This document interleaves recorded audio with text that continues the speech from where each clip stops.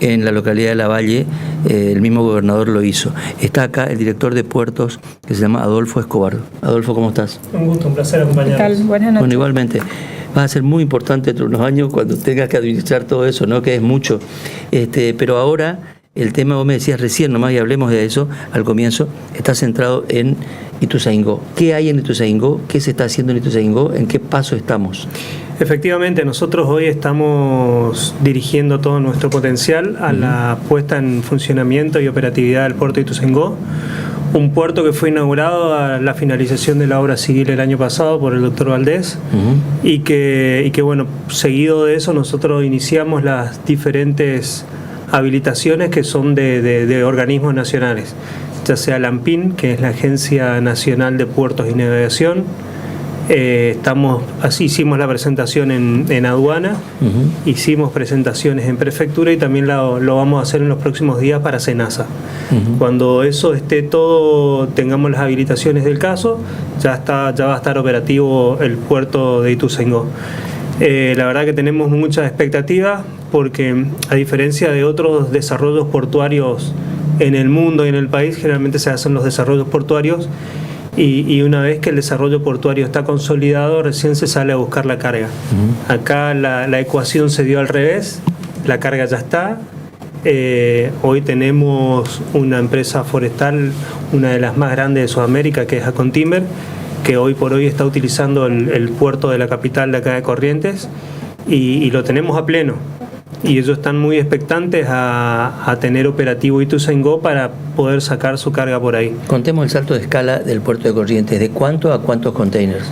Y a ver, antes de la puesta de este resurgir portuario que le llamamos nosotros, hace un año y medio atrás estábamos a razón de entre 8 y 12 contenedores mensuales, un volumen que era casi formal porque no era un volumen que le servía al cliente con respecto a la tarifa y no teníamos una escala de una línea marítima como la que tenemos hoy, que es MSC, levantando los contenedores, y pasamos de 12 contenedores a 480, 520, depende del mes. Ese volumen no es por una cuestión de que falte carga para sacar tenemos muchísimo. La dificultad se plantea hoy en que no hay suficiente cantidad de convoyes que vengan a buscar los contenedores. Hay reglamentación nacional que quedó obsoleta en el tiempo, por ejemplo la ley de cabotaje, que era una ley del año 42, que sabemos bien que la logística y el comercio internacional le evolucionó bastante en todo ese tiempo, pero la reglamentación normativa quedó estancada en el tiempo y hoy eso es lo que hace que líneas de banderas extranjeras no puedan venir a levantar carga a Corrientes puntualmente y tengamos que estar sujetos a la oferta de bandera nacional, que es casi nula. Y te hago una consulta con respecto a la urbanización para la logística. Bueno, eso fue algo que a nosotros en principio nos preocupó mucho, porque sabíamos bien de que en pleno centro, cuando arrancamos con el puerto no pensamos en ningún momento de que íbamos a tener este crecimiento. El compromiso eran por volúmenes mucho más chicos, pero claramente la línea oceánica MSC vio que el puerto estaba a la altura de las circunstancias y nos fue pidiendo cada vez poder despachar mayores cargas.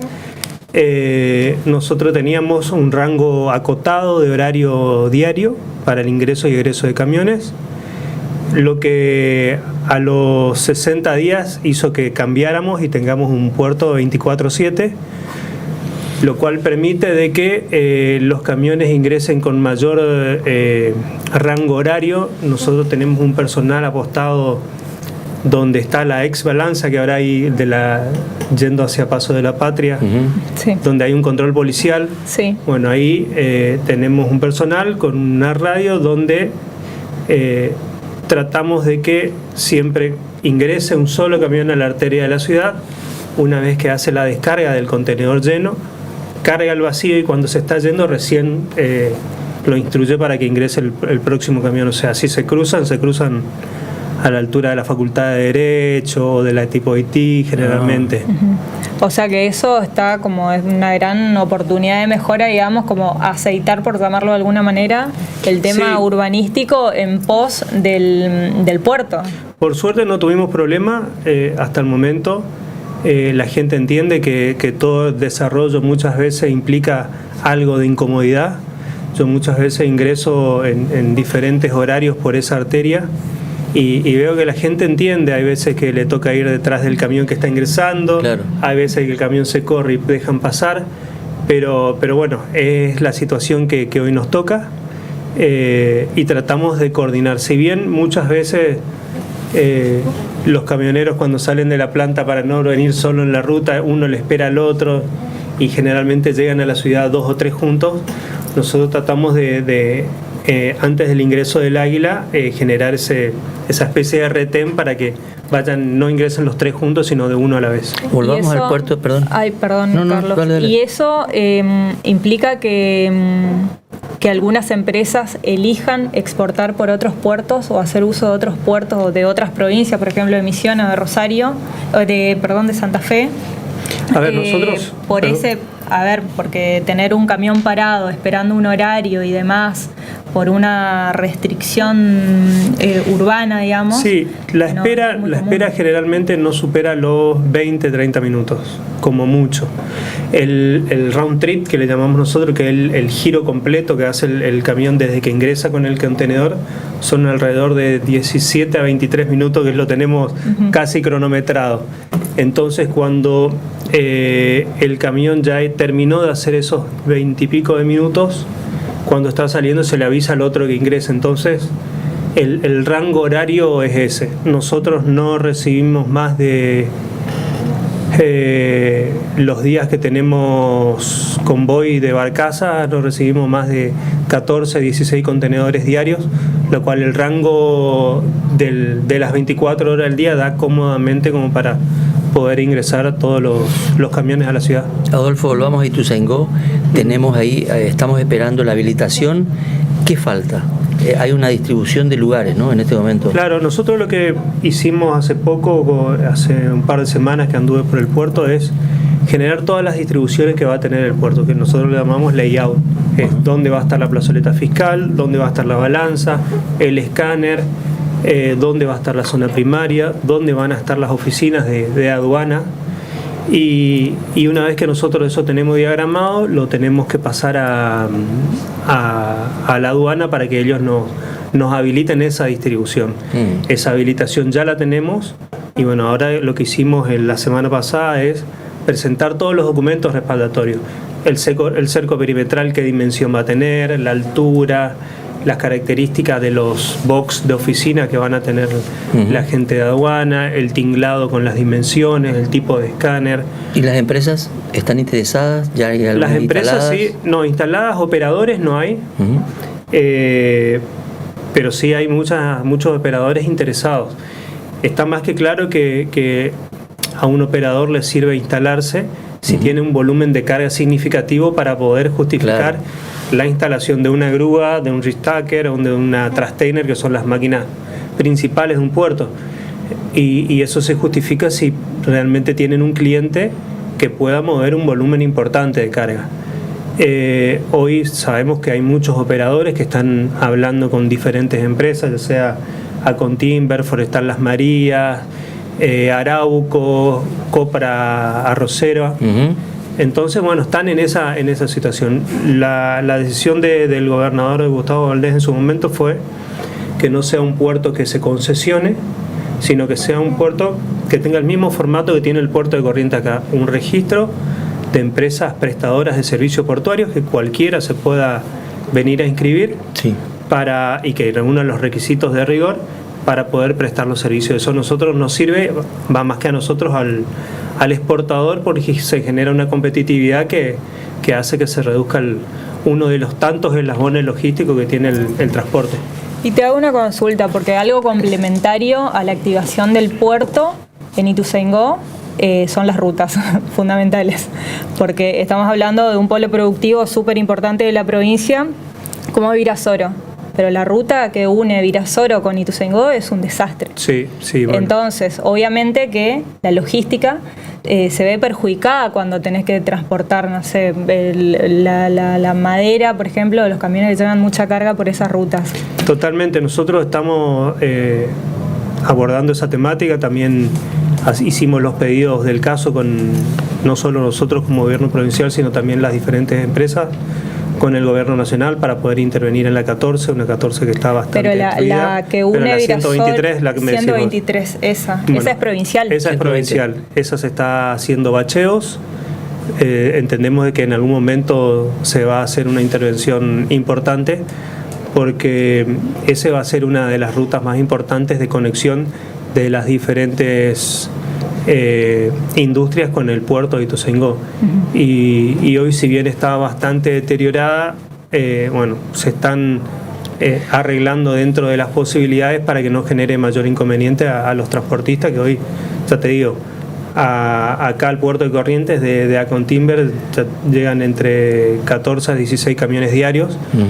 Y ninguno, por suerte, sin rotura de cubiertas, ni llanta, ni tren delantero, así que... Pero es algo que lo tenemos en cuenta. Hablamos de las posibilidades del puerto de Lavalle. ¿Por qué Lavalle? ¿Qué características tiene ese lugar? La principal característica que tiene Lavalle es que está en un lugar estratégico, que es sobre el canal de la Aerovía. Eso le genera una situación, ¿cómo te diré?, preferencial, porque ahora estamos con esto de la nueva licitación de la Aerovía, que se presentaron 3 de las empresas más grandes del mundo para poder licitar. 2 belgas y una brasileña, ¿no? Sí, y entendemos que ese tramo desde Confluencia, que es a la altura de Paso de la Patria, hasta Aguas Profundas va a tener un mantenimiento periódico. El puerto, el frente de muelle del puerto de Lavalle se va a ver beneficiado por eso, lo cual va a garantizar un calado permanente. Y está en una etapa, en una zona que, todos los puertos hoy, por una cuestión de cercanía, pueden captar todo tipo de carga. No es que llega al de Ituzaingó y va a desaparecer de Corrientes. Claro. O con la llegada de Lavalle se va a debilitar. Hoy por suerte, el potencial exportador que tiene la provincia no llega, el potencial exportador que está saliendo por barco no llega al 50%, pero por una cuestión de no tenemos espacio en el puerto de Corrientes, lo vamos a tener en Ituzaingó, lo vamos a tener en Lavalle, pero también necesitamos un empujoncito de la reglamentación que les comentaba al principio. Por favor, hablemos de eso. Esa ley de cabotaje, ¿qué dice, qué implica, hacia qué reforma vamos? La ley de cabotaje dice que ningún buque de bandera extranjera puede tocar más de un puerto nacional. Nosotros, como somos puerto fluvial, necesitamos cargar los contenedores dentro de una barcaza. La barcaza se traslada a un puerto oceánico y se carga los buques oceánicos para tener los diferentes destinos del mundo. Esos 2 puertos serían 2 puertos nacionales. Eso no podría ser una bandera extranjera, salvo de que pida un permiso. La norma indica de que el permiso lo puede pedir únicamente por 30 días y no puede volver a pedir por un año calendario esa embarcación. A nosotros para la puesta en funcionamiento, esa reglamentación nos dificultó muchísimo, porque sabemos que es una reglamentación donde el contexto de la flota de bandera nacional era otra. Hoy sabemos que está prácticamente inexistente. Y tuvimos que recurrir a líneas de banderas extranjeras.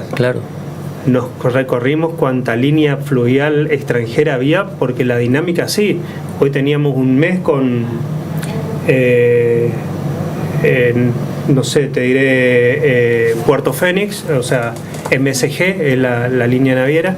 Al mes siguiente estábamos con Warren Feeder, y al mes siguiente estábamos con Paraguay Fluvial, y al mes siguiente, y así íbamos mutando de diferentes líneas, porque la reglamentación no nos permitía, independientemente que teníamos el exportador que decía, te estoy mandando lo que vos me podés recibir, nada más. Es impresionante. Y sabíamos que sabíamos que nosotros recibíamos por el puerto el 50% de lo que exportaba. Casi 600 contenedores, hoy están saliendo por la 14, con todo lo que eso implica. O sea, el puerto está muy abocado a lo que es producción correntina. Sí.